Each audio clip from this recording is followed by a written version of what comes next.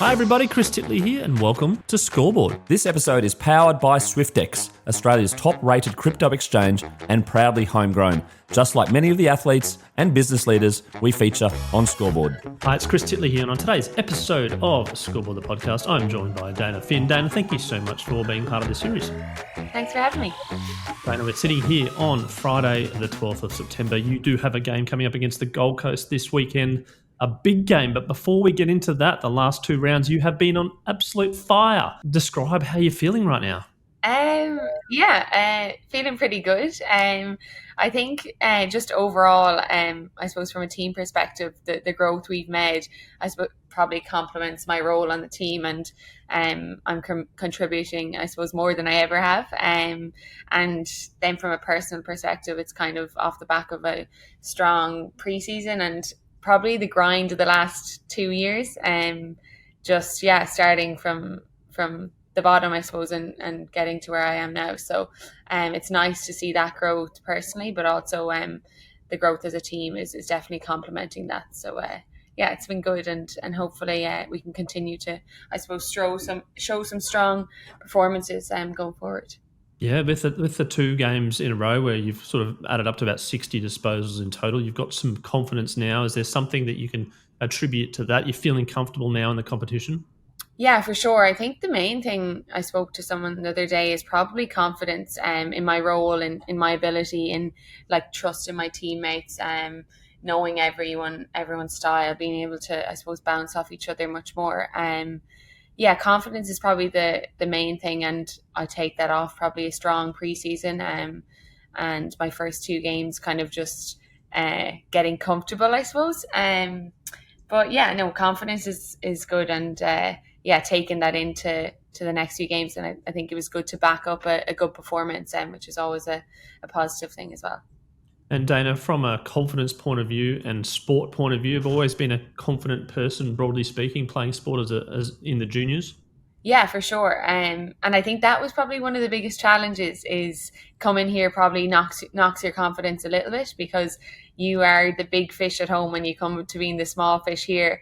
Learning how to do to play a new sport essentially is definitely probably the biggest challenge I've had as an athlete so far in my career, but probably one that has made me a better person and player because of it.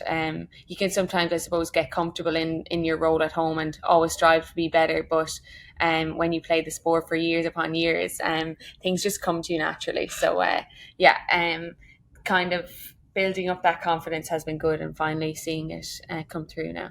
And the road to Australian rules as a sport, you came from basketball. Do you want to talk about your love of basketball, and then I suppose how that came about? Yeah, I'm always asked which is my favourite sport. I think playing Gaelic football and basketball, probably my love stems and always will be with basketball. It was probably I kind of started playing basketball after football at home, and just loved the game, the adrenaline of it. Kind of small team, but then when I came through, I suppose, the ranks, played a bit with Mayo at home, and then got the opportunity to come here.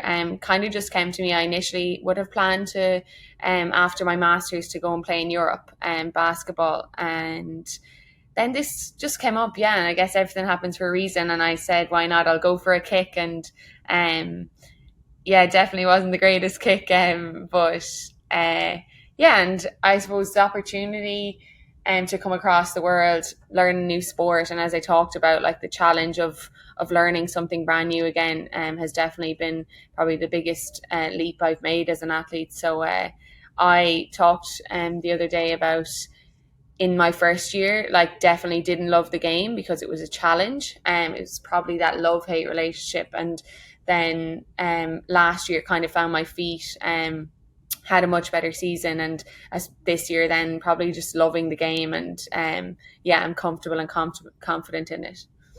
I'm keen to hear your very first impressions of Australian rules. I definitely compared it to Gaelic football, and I was like, oh my god, this is so stop start, and I think from the growth the game has made this year, and as a team here, we want to play fast. The holding the ball rule has, I suppose, taken a bit of that like stop start away from it. So I remember watching like the Irish girls out here and being like, God, like I don't know, like they just tackle and they get back up and they throw the ball up, and sure, geez, like they're not playing, like, you know. But I, in my first year, absolutely loved training. And then when I got to games, I was like, because I was new to the game as well, didn't understand it fully and wasn't, I suppose, good enough, essentially. I found it, I just found it hard to get into things. But now it's a great game, and yeah, I love it, yeah. What about the bounce of the ball? Yeah, the bounce of the ball, I like, again at the start I was like, oh my God, this is so unpredictable. Like you're going like full force at a ball and just bounce the other way and your opponent gets it. Like whereas at home, like you're winning that ball regardless. So that was a huge adjustment. And the bounce of the ball can go in your favor sometimes and other times it can't. But I'm definitely much better at reading it now, that's for sure. Here at Scoreboard, we talk about life after sport. We talk about what's next, as well as obviously focusing on Plan A, which is becoming being a professional athlete and becoming the best version of yourself during that time. You've also completed a Bachelor of Arts and a Masters of Education and becoming a teacher. Yeah. Talk about that journey. Yeah. So just done my Bachelor of Arts through university, and then kind of just had a passion for teaching and like working with kids, and had done a few, I suppose that probably stemmed from like doing a bit of coaching in camps and just given to the next generation. And then my subjects, geography and Spanish, I travel a lot. I lived in Valencia for 6 months when I was 19, 20, which was another great experience. And then just my love for the world and travel, I guess, stems from the geography part of it.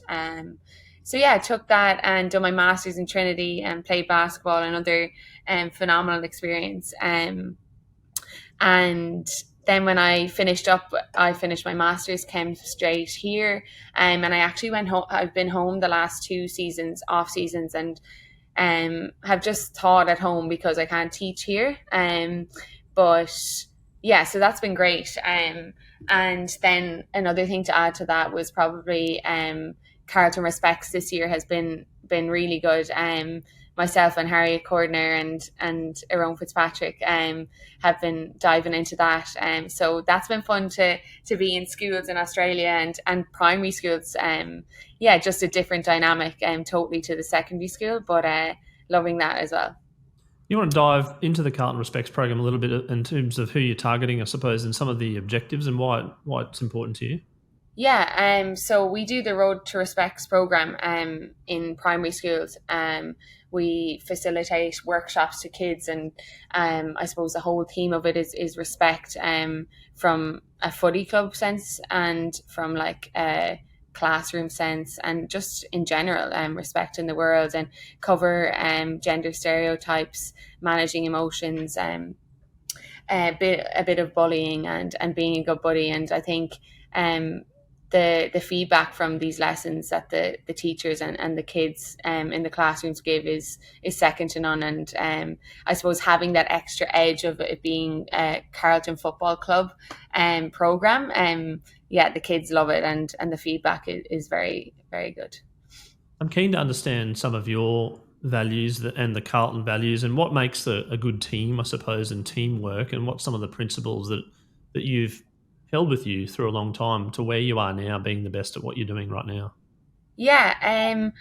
Probably any team I've been a part of. I think probably, as any athlete will say, being resilient in every aspect is probably a really big thing. And I think I found being a professional athlete and starting a new sport, my resilience has definitely definitely got better from coming here. It's definitely been challenged as well. And then probably that trust and honesty amongst the team. They're probably my kind of 3 major ones. We're always going to be united if we have those 3 things amongst our team. And I think you can pull on loads and loads of values that really shine in a team. But yeah, if we're resilient, we've that trust and honesty and show great teamwork. That's one thing that's shining through in our team at the moment for sure. I'm keen to understand where the word fun comes into being a professional athlete. Are you having fun? Is it always fun, or is there some very serious times where you kind of go, "Oh, this is pretty tough"? God, no. I think I always love a challenge. And yeah, a challenge is fun to me. Don't get me wrong. There's definitely times where you contemplate, oh my God, one more run, or when I'm at home in the off season in winter and it's raining, pouring, it's freezing cold.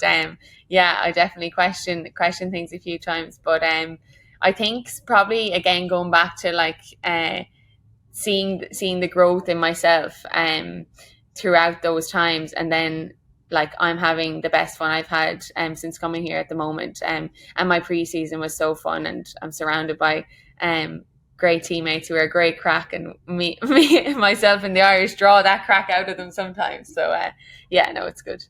You mentioned teammates, and before the chat, you mentioned also you're living with Matty Hendry, who's also come on to Scoreboard. How's the football dynamic in that household, friendship, etc.? And do you guys switch off and not talk footy sometimes? Yeah, for sure. We've lived together now the last 3 seasons, so this is our 3rd season, and yeah, we get on like a house on fire. And I think just conversation flows, whether footy comes up or not. It doesn't kind of yeah, it doesn't matter. But it's sometimes you could say it's a good thing that 2 footy players from the same club live together, and sometimes it's a bad thing because it's so footy orientated. But we're good at switching off and have plenty of distractions and friends, and I suppose can relate that bit more with Mads being interstate and me being yeah, obviously international. But yeah, no, it's great. And from an international point of view, the friends and family back in Ireland, do they log on and check your stats and check your games and send you text messages, etc.? Yeah, they definitely do. Yeah. I think they're tremendous support, and I would be lost without them. There's times where I've definitely days where I feel here a bit homesick, if there's no occasion, or if I'm just exhausted after training and I want a home cooked dinner. But yeah, they're always following up. Dad and Mom would be they're up at 5:30 this weekend to watch the game, and yeah, it's great. They're tremendous support. Maybe the global game. I'm curious, Dayna, around goal setting. It's something I talk about on this podcast in regards to whether people are goal setters or not. We've had a range of answers. There's absolutely no right or wrong. I'm curious to know whether you're a goal setter, and if so, some of your goals you might want to share. Yeah, definitely at the start of every year, set my goals. Probably more of a short-term goal setter rather than a long-term, just given like we have like I suppose a short-term season and a pre-season there is the same length as it. But yeah, setting goals I suppose from a sporting point of view, but also from a personal point of view. So yeah, at the start of the year, diary. I'm actually not much of a diary writer. I'll write down my notes in a diary and refer back to them maybe at the end of each month. And then once I start my season here, catching up with a coach and making them a bit more specific to my role on the field and off the field in the footy club. But yeah, I think definitely essential if you want to be a high performer is having some sort of goal or goals to reflect back on and see progress on. And I found coming here, definitely that was one thing I probably had to switch up is not having airy goals or lofty goals going into a season. They had to be specific because the growth was definitely starting from zero and bringing that up. So. Dayna, you touched on an interesting point there around your role within the team, and it's something I touch on in this podcast in regards to your individual skills and your training and doing everything individually, but then knowing your role in the team. How have you found that in the teams that you've played in? And now, progressing a couple of games in, 60 disposals, people are going, now it's almost expected, not expected, of course, but almost like it's progressing upwards and maybe the roles changing somewhat? Yeah, I suppose my first year here, I was kind of off the half back, finding my feet essentially the whole first season, and finding a position. And year two here, then played a bit on the wing. Obviously, played the most of the season on the wing, and was comfortable in that position, but still getting to know my role, my teammates, and how I could best impact the team and the play. And then, yeah, this year, I think it probably comes back to the confidence point I raised earlier. Just confidence in my role and my ability. And then just my skills by foot and hand are much stronger. And that definitely helps up and down the ground, and probably fitter than I ever have been. So all those things, I suppose, coming together, and backing up performances is probably, and being consistent as an individual in my role and as a team as well, is probably the main aim this season. Just on the fitness point of view, is there something different that you've done this year than other years?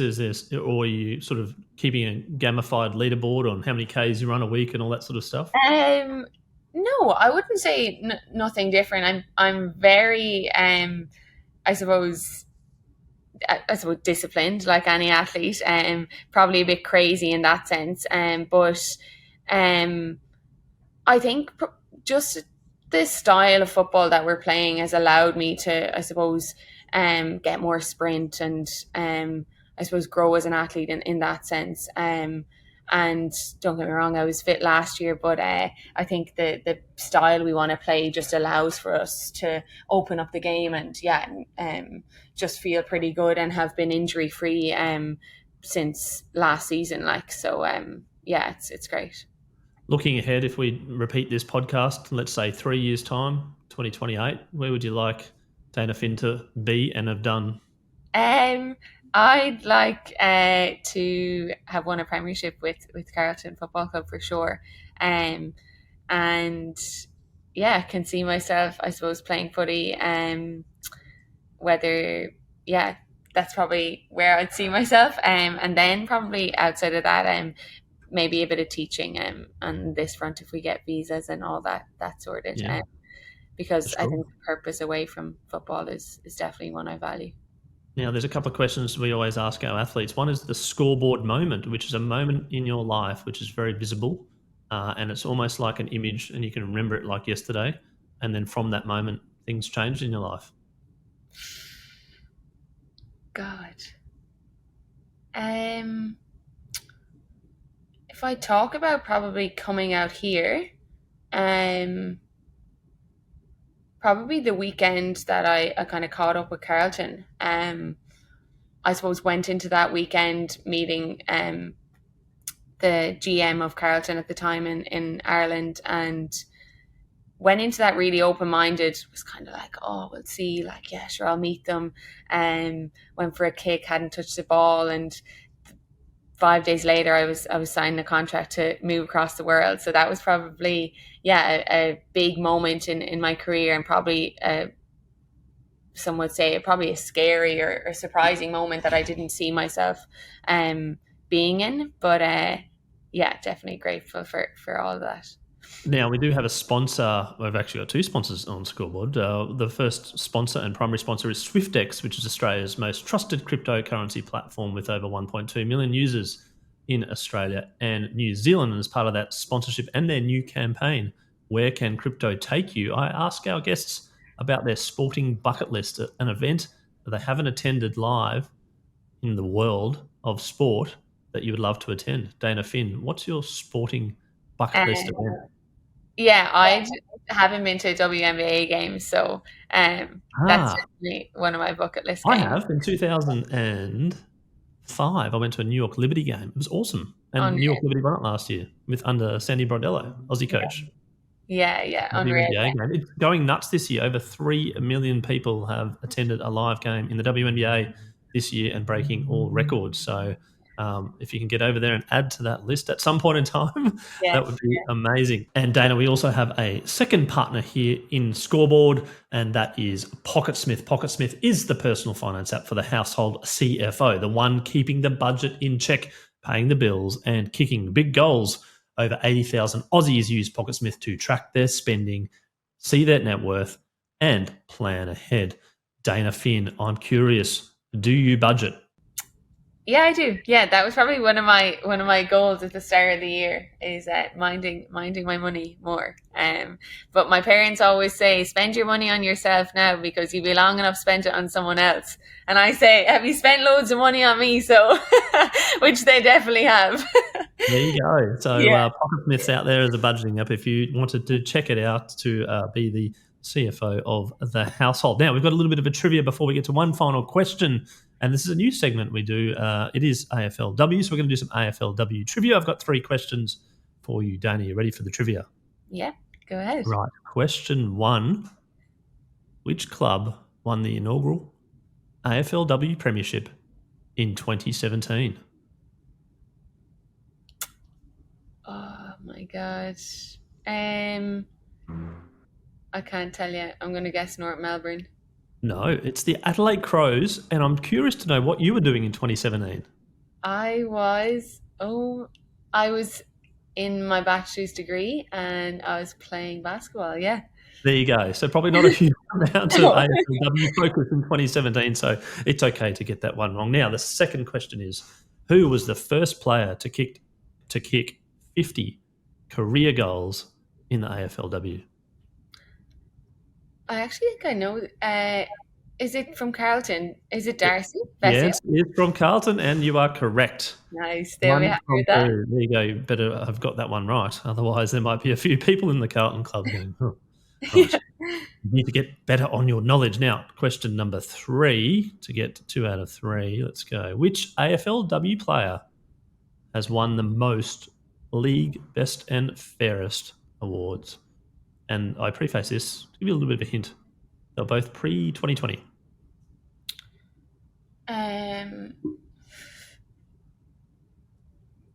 They're not in the game anymore. Is it Aaron Phillips? Aaron Phillips twice, 2017 and 2019. You held it, Dayna. 2 out of 3. Pretty good for someone that probably didn't know much about AFLW 10 years ago. I'm usually not good at this. Probably 10 years ago, maybe. Now, one final question before we leave. Some advice to some young girls out there that are playing footy now or playing basketball, whatever it might be, and the dream for them is potentially becoming a professional athlete. What's the advice you'd give them? Yeah, I think definitely chase after that growth and probably don't. Fear is good. I think I had definitely a lot of fear coming here, but embrace the challenge. It's, I suppose, sport is temporary. Finishes early in our ages, but yeah, definitely just embrace the challenges and get okay with being uncomfortable. And probably the biggest thing I took out of coming to Australia is being uncomfortable and seeing that grow now into being a comfortable, confident athlete. Go after the challenge, embrace it, and know that fear is definitely a good thing, and step into your uncomfortable challenges. Fear is a good thing. I'm interested. I'm going to touch on that for a second. What do you do sometimes when you are fearful or you're uncertain? Is there some techniques that you use? Is there some people that you ask? Is there mentors, etc.? It's something to get. Obviously, it's quite powerful, but you have to kind of get through it. Yeah, one thing that definitely worked for me was I ask loads of questions, probably too many. So just if I'm ever unsure or ever have a bit of that fear, anxiety in me about whether it's on or off the field here, I'll always lean on the support around me, and find those resources that will help me, I suppose, thrive. So I think embracing it. Fear is probably a strong word and people tend to run away from it, but leaning on the resources and the people around you to get better as an athlete in person is the step to that. Fabulous. Curiosity is one of our values at Scoreboard, and having a curious mind and asking lots of questions can help at opening that mouth, and talking to people sometimes helps as well in terms of when you're bottling up feelings. Dayna Finn, thank you so much for being on Scoreboard, the podcast today. Congratulations on your success thus far in the AFLW and your team, Carlton, and how they are going. I wish you all the best for the coming season and the game on the weekend against the Gold Coast. Look forward to following your progress and supporting where I can. Thanks a million, Chris. Thanks for having me.